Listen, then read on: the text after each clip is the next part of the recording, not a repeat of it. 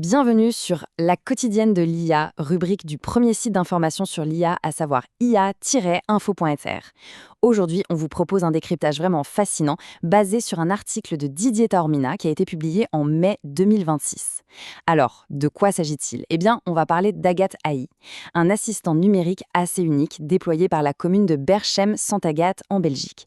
C'est une véritable première qui pose de superbes questions. Comment l'intelligence artificielle peut-elle concrètement réinventer la relation entre l'administration et nous, les citoyens? Allez, on regarde ça de plus près. Voici ce qu'on va aborder ensemble aujourd'hui. D'abord, on va revenir sur la genèse, la naissance du projet Agathe AI. Ensuite, on parlera de souveraineté et de technologie européenne. En 3, on abordera le gros défi du multilinguisme. Puis, on se penchera sur le cadre réglementaire de l'IA. Et enfin, on imaginera l'avenir des services publics. Un programme chargé, mais passionnant. Première partie au menu, la naissance du projet Agathe AI, à la croisée entre pression sociale et transformation numérique. Pour bien comprendre, il faut s'imaginer la situation de départ. D'un côté, on a une réalité que beaucoup de communes connaissent par cœur. Des guichets complètement saturés, des délais pour avoir un rendez-vous qui n'en finissent plus et des horaires d'ouverture forcément très restreints. Surtout avec les réformes récentes sur les allocations de chômage qui ont vraiment fait exploser la demande. Et face à ça, de l'autre côté, la solution Agathe AI. C'est littéralement le jour et la nuit. On parle d'un assistant disponible 24 heures sur 24, 7 jours sur 7. Il offre des réponses instantanées et permet d'orienter les gens immédiatement pour toutes les questions du quotidien. C'est un vrai bol d'air frais pour tout le monde. Et là, une question super importante se pose. Est-ce que cette IA va raconter n'importe quoi en piochant sur Internet? Eh bien, non. Et c'est la clé du succès ici. Le système fonctionne en circuit fermé. Les réponses ne proviennent absolument pas de sources extérieures, bizarres ou non contrôlées. En fait, c'est l'expertise humaine qui fait tout le travail en coulisses. Le corpus d'informations, ce qu'on appelle la base de connaissances, est créé, validé et mis à jour directement par les agents de la commune et du Centre public d'action sociale. Du coup, ça garantit que les infos sont à 100% conformes aux règles locales et zéro risque de diffuser de fausses informations. On passe à notre deuxième partie, souveraineté et technologie européenne, un choix hautement stratégique. Quand il a fallu choisir la technologie, l'organisme régional Paradigme n'a pas pris n'importe quoi. Ils ont opté pour la plateforme FreshJLL. Et pourquoi c'est important?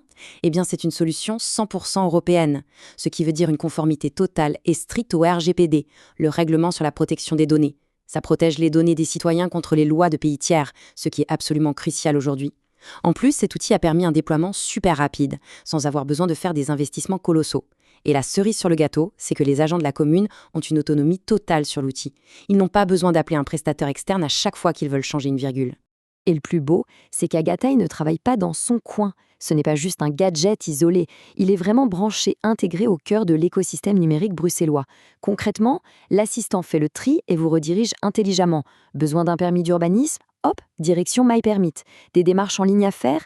Il vous envoie sur Irisbox. Un lampadaire cassé à signaler? C'est vers Fix My Street qu'il vous guide. Bref, ça devient un vrai hub, un point d'entrée central ultra pratique et non pas un simple répondeur automatique. Troisième partie maintenant, le défi du multilinguisme. Et vous allez voir, c'est une réalité bien complexe. Bruxelles oblige, on est dans une région où ça parle énormément de langues. Alors, le français et le néerlandais en étaient parfaitement intégrés dès le début, aucun souci là-dessus. Par contre, pour les autres langues, la réalité technique nous rattrape un peu. L'analyse rapporte très objectivement que pendant les tests, quand on posait des questions en anglais ou en portugais, la machine répondait parfois en néerlandais. Ça nous rappelle une chose essentielle sur l'intelligence artificielle, la magie n'existe pas. L'efficacité dépend entièrement du temps passé à entraîner le modèle pour chaque langue. Donc oui, il y a une vraie volonté d'élargir les langues disponibles, mais c'est un travail de fond qui demande un apprentissage constant. Quatrième partie, l'IA et le cadre réglementaire. On touche aux questions de gouvernance et de sécurité. Avec tout ça, une question de fond, incontournable, s'impose. Quelle garantie un service public peut-il bien fournir pour rester dans les clous de l'AI Act, les toutes nouvelles règles européennes? C'est du sérieux. Cet AI Act européen entre en vigueur progressivement d'ici à 2027. Autant un bot pour savoir à quelle heure ouvre la piscine, le risque est faible. Mais quand l'outil oriente des personnes vulnérables vers des aides sociales via le CPA, là, le niveau de vigilance doit être maximal. La législation est très claire, transparence absolue. Il faut toujours signaler à l'utilisateur qu'il discute avec une machine, pas de cachotterie. Et surtout, c'est non négociable, il faut pouvoir passer à tout moment le relais à un véritable être humain. On arrive à notre cinquième et dernière partie, l'avenir des services publics vers une toute nouvelle norme.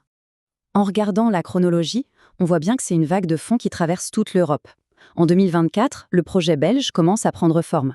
Début 2025, on regarde du côté de la France et on voit le lancement de l'initiative gouvernementale Albert, propulsée par Mistral AI. Fin 2025, c'est le grand plongeon pour Agati à Berchem-Saint-Agathe. Et pour 2026 et au-delà, on sait déjà que ce genre de plateforme mutualisée va s'étendre à plein d'autres communes. C'est une vraie transformation numérique qui s'installe dans le temps. Bon, on garde bien ça en tête, c'est la règle d'or. L'assistant numérique oriente, mais c'est l'humain qui décide et qui accompagne. Tout le monde est d'accord là-dessus. L'IA, elle est super pour faire le tri, répondre aux questions simples et rapides de premier niveau. Mais elle ne remplacera jamais, au grand jamais, l'empathie d'un agent humain. Surtout face à des situations de détresse ou des dossiers très complexes qui demandent de la nuance et un vrai jugement. Finalement, on comprend bien que cette intelligence artificielle de proximité est en train de devenir le nouveau standard dans le service public. Mais attention, pour que ce soit vraiment un progrès, ça demande une méthode hyper rigoureuse, une transparence totale et toujours un contrôle humain sur l'information.